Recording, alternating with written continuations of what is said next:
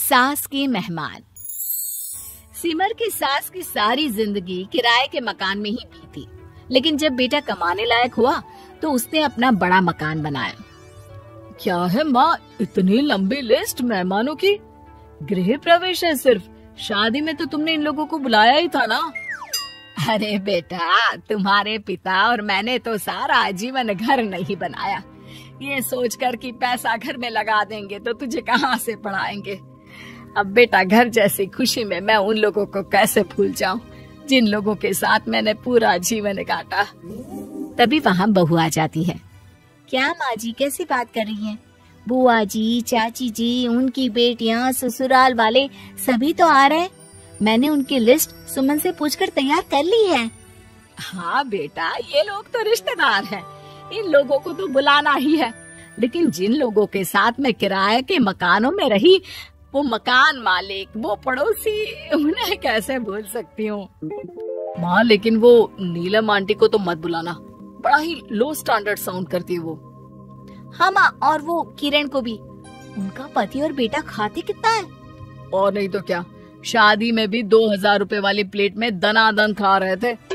माँ कुछ नहीं बोलती, कमरे में चली जाती है। तुम्हारी माँ की तो चोचले ही अलग है, न जाने लोगों को क्या बताना चाहती हैं। अरे आस पड़ोस को तो ऐसे पूछ रही है जैसे कि रिश्तेदार। हाँ जानता हूँ माँ को, वो किसी से जुड़ती है तो दिल से जुड़ती है। वैसे बात करता हूँ उनसे। सभी अपने अपने काम में लग जाते हैं। सास को नींद आ जाती है और वो सो जाती है। लग रहा है कि गुस्सा होकर सो गई। कपड़े भी अपने बाहर फेंक कर गई हैं। बहू है ना, नौकरानी जैसी, कर लेगी काम। बड़बड़ करती बहू सास के कमरे में जाती है और कपड़ों को उनकी अलमारी में रखती है कि तभी उसके हाथ में एक एल्बम और कुछ खत लगते हैं। अरे ये क्या है?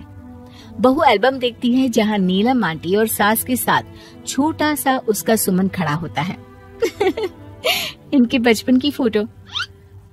वो सारी फोटो देखकर जब खत को खोलती है तो वो किरण का होता है। बहू खत पढ़ने लगती है।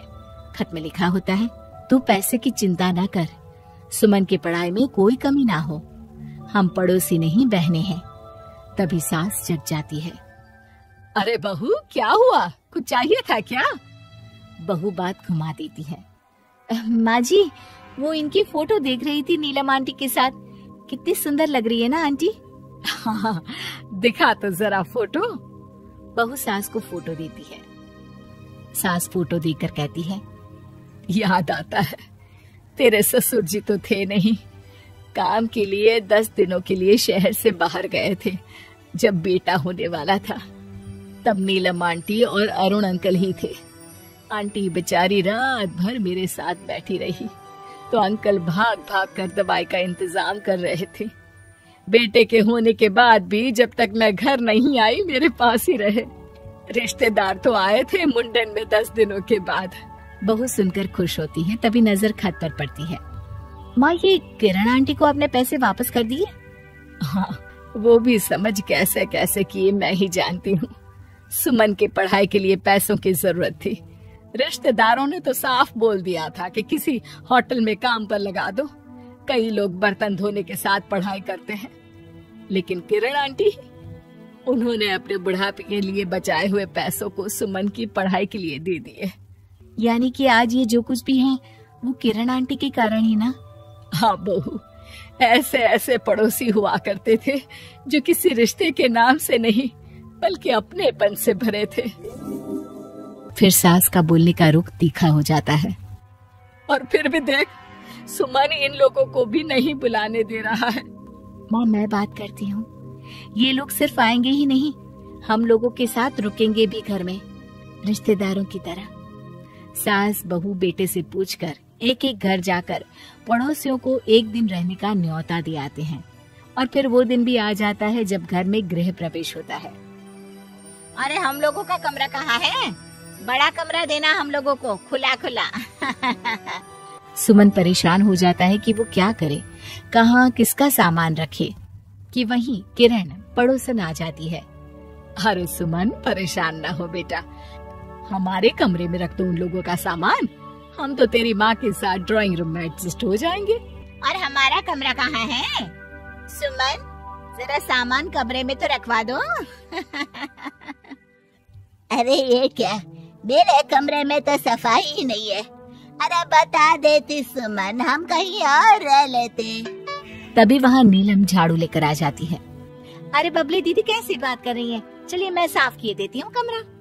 वहीं मामी जी भी आ जाती हैं। अरे सुमन दीदी, सबसे छोटा कमरा हम लोगों को ही देना था क्या? मायके की कोई परवाह नहीं है। वो मामी जी, किरण आंटी और नीलम आंटी की फैमिली एक ही कमरे में है ना, तो इसलिए आप और मामा दो ही तो लोग हैं। तो मामी तो बहू के मुंह से ये बात सुनकर गुस्से से लाल पीली हो जाती है। अरे वाह जी वाह, बहू की जुबान तो देखो कितना बोल रही है। इतना बोलने वाली बहुएं भी होती है क्या? अरे रहने दो, जब मेरी बहन ने ही मेरे बारे में नहीं सोचा तो किसी और से क्या उम्मीद करें। दोनों सामान पैक करके घर से निकल ही रहे होते हैं कि नीलम आ जाती है। अरे राकेश भैया, मैं भी सुमन की तरह ही तो हूँ। आप तो हम लोगों को इतने साल से जानते हैं। हाँ, तुम लोग तो मेरी बहन से चिपकी ही रही, गोंद की तरह। खैर कोई बात नहीं, रहो बड़े कमरे में। तभी अरुण वहाँ आ जाता है, जो नीलम का पति है। अरे अरे भाई साहब, थोड़ा तो वक्त दीजिए, हम सारे छोटे कमरे में शिफ्ट हो रहे हैं। सारे पड़ोसी छोटे कमरे में चले जाते हैं और मामा मामी बड़े कमरे में। बहू चाची के कमरे से बाहर निकल रही होती है कि देखो कैसे बड़ा मकान बनाकर इतरा रही है। अरे जब हम लोगों ने कहा था कि घर बनवा लो, तब तो लड़के को पढ़ाने की पड़ी थी। इतना पैसा रखी थी, महंगे कॉलेज में पढ़ाया, तब बात मानी होती तो सस्ते में मकान बन जाता। बहू आगे जाती है, जहाँ दोनों पड़ोसन भी आपस में बात कर रही थी। मानना पड़ेगा सुमन को, बहुत ही समझदारी के साथ चली। बच्चों की जिम्मेदारी को सबसे ऊपर रखा, रिश्तेदारों के साथ भी पूरा निभाया। नहीं तो आजकल के रिश्तेदार। अरे सुमन के लिए तो हम हमेशा ही खड़े हैं।